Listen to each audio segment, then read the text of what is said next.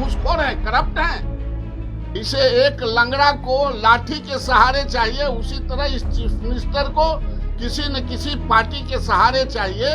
राज्य सरकार को और नीतीश कुमार जी को शिक्षकों से क्या एलर्जी है, शिक्षा से क्या एलर्जी है? जहां कहीं भी हो, स्कूल में हो, कॉलेज में हो, घर पर हो, चौराहे पर हो, जहां हो वहीं से इनके खिलाफ बगावत की आवाज बुलंद करनी है। तब तक जब तक इस नियमावली को वो शिथिल नहीं कर दें, उनका जो राजनीतिक चरित्र है उसमें कोई उन पर यकीन करेगा क्या?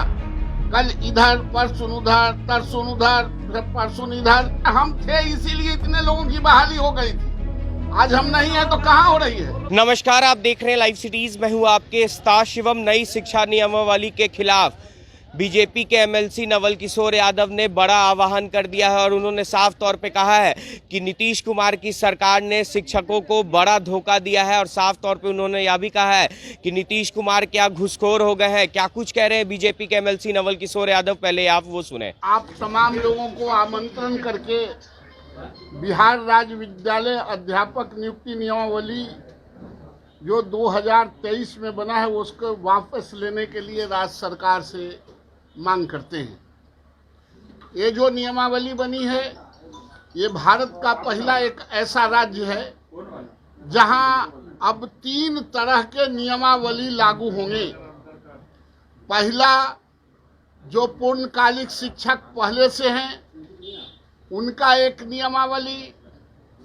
दूसरा, जो नियोजित शिक्षक हैं खंड खंड में जो बांट के नीतीश कुमार की सरकार ने किया था वो। तीसरा, जो टीईटी और एसटीईटी के नाम पर जो परीक्षा ली गई थी आवेदकों से शिक्षक बनाने के लिए, उसको निरस्त करके अब बिहार पब्लिक सर्विस कमीशन को ये नियुक्ति की बात करते हैं। 2-3 सवाल उठता है साथियों। नीतीश कुमार जी क्यों घोर अत्याचार और अनर्थ करना चाहते हैं गांव, गरीब, किसान और मजदूरों, लाचारों के बच्चों के पढ़ने वाले स्कूल और स्कूल के शिक्षकों पर?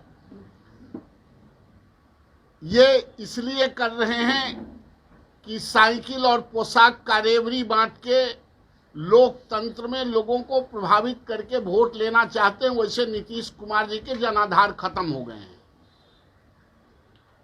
आप जब बिहार पब्लिक सर्विस कमीशन से ही अगर आपको नियुक्ति करना था तो आप पुराने जितने आपने नियमावली बनाया था उसको आप निरस्त करके उनके कुछ चीजों को आप ओन करते, जो परंपरागत यही होता है।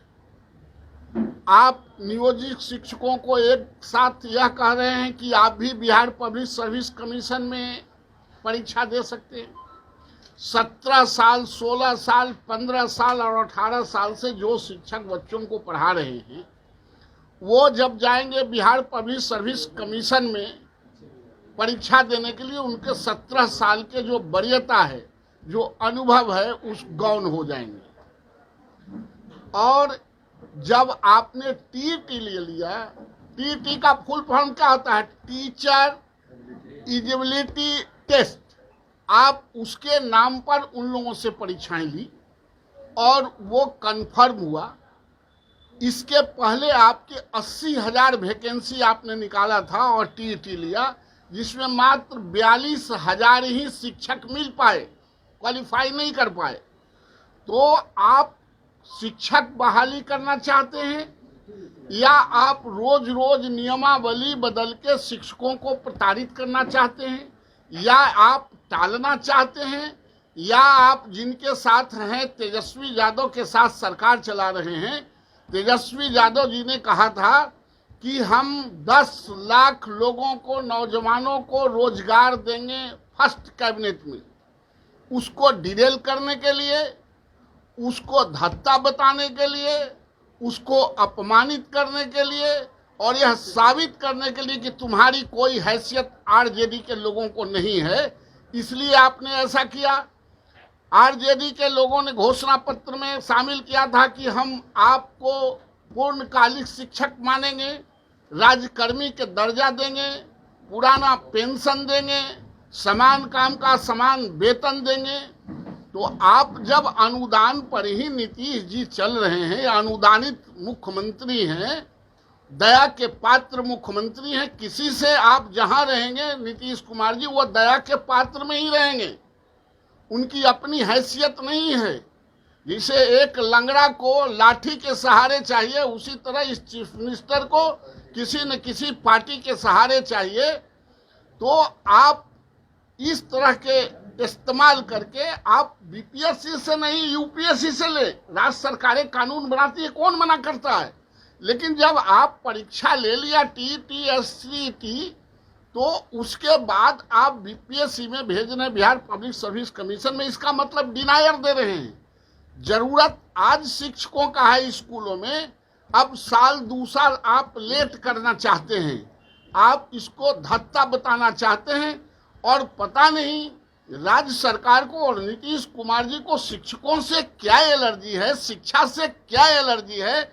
आप प्राइमरी से लेके सेकेंडरी तक, +2 तक और कॉलेज में भी देखेंगे, विश्वविद्यालयों में आज बिहार के बच्चे वही पढ़ रहे हैं जो लाचार के बच्चे हैं, जो गरीब के बच्चे हैं, जो गांव के बच्चे हैं, जो किसान के बच्चे हैं। संपन्न परिवार के बच्चे नहीं पढ़ते हैं और उसका नाजायज फायदा सरकार और अधिकारी मिलकर उठा रहे हैं। कोई अधिकारियों के बच्चे, राजनेताओं के बच्चे नहीं पढ़ते हैं। इसलिए ये शिक्षा में रोज और शिक्षक पर रोज प्रयोग करते हैं। प्रयोग के नाम पर, ये सहयोग के नाम पर प्रयोग करते हैं और प्रयोग के नाम पर अपने पावर का दुरुपयोग करते हैं और प्रताड़ित करते हैं।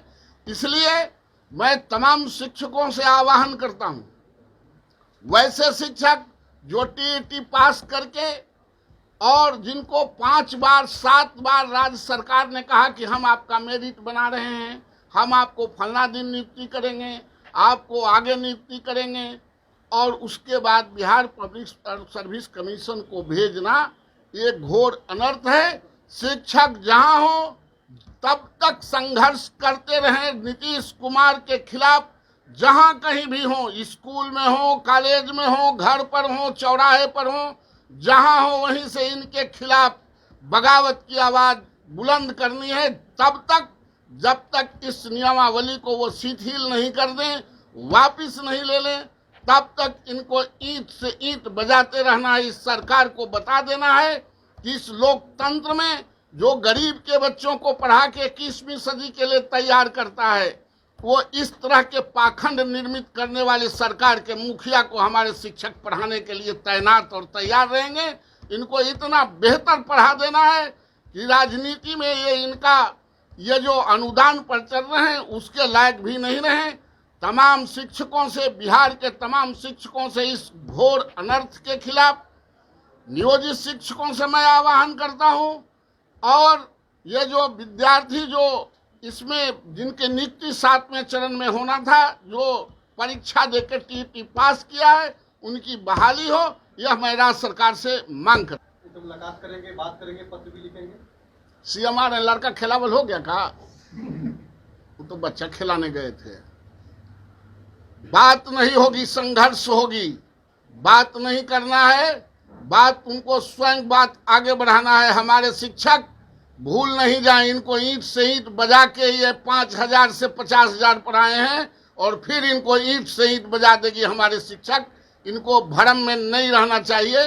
जहां 5 लाख और 7 लाख परिवार सड़क पर खड़ा रहेगा, कोई भी लोकतांत्रिक सरकार आंख मूंद के नहीं चल सकता है। आप लोगों के खिलाफ ये विपक्षी एकता को एक झूठ कर रहे हैं। वो तो अच्छा बताइए, जिसको खुद चलने के लिए लंगड़ा आदमी को लाठी की जरूरत है, वो क्या लीडरशिप देंगे? नीतीश कुमार यूपीए में नहीं थे, बकिए तो सब लोग यूपीए के साथ ही थे। तो ये अपना एप्लीकेशन लेके गए हैं कि सोनिया जी, खड़गे जी, राहुल जी, हमारा भी एप्लीकेशन ले लीजिए, निवेदन पत्र, और हमको भी उसमें शामिल कर लीजिए। नीतीश कुमार जी पर कोई भारत की राजनीति में और बिहार की राजनीति में उनका जो राजनीतिक चरित्र है, उसमें कोई उन पर यकीन करेगा क्या?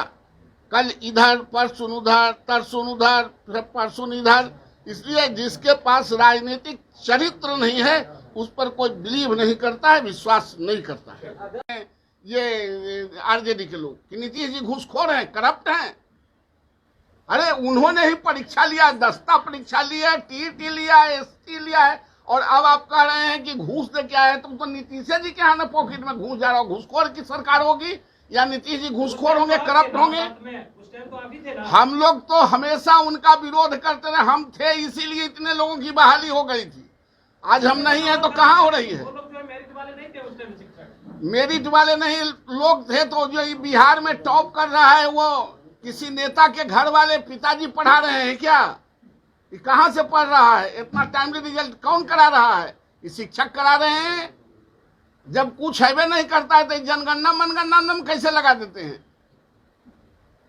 इसलिए ये बकवास की बात है। शिक्षक हैं, पढ़ाने वाले लोग हैं। तो आपने साफ तौर पे सुना, नई शिक्षा नियमावली के खिलाफ बीजेपी के एमएलसी नवल किशोर यादव ने जो आवाज है वो बुलंद कर दी है और साफ तौर पे उन्होंने शिक्षकों को लेकर आह्वान भी कर दिया है और साफ तौर पे कह दिया है कि अब शिक्षक जो हैं वो सड़कों पे उतरेंगे और नीतीश कुमार की सरकार का जोरदार तरीके से विरोध करेंगे। अब देखने वाली बात होगी कि जिस तरह से बीजेपी के एमएलसी नवल किशोर यादव ने नई शिक्षा नियमावली का विरोध किया है, तो ऐसे में महागठबंधन की तरफ से क्या कुछ जवाब निकल कर आता है। बहरहाल अब बने रहे हमारे साथ। अगर आपने हमारे चैनल को सब्सक्राइब नहीं किया है तो जल्द से जल्द सब्सक्राइब कर ले। धन्यवाद।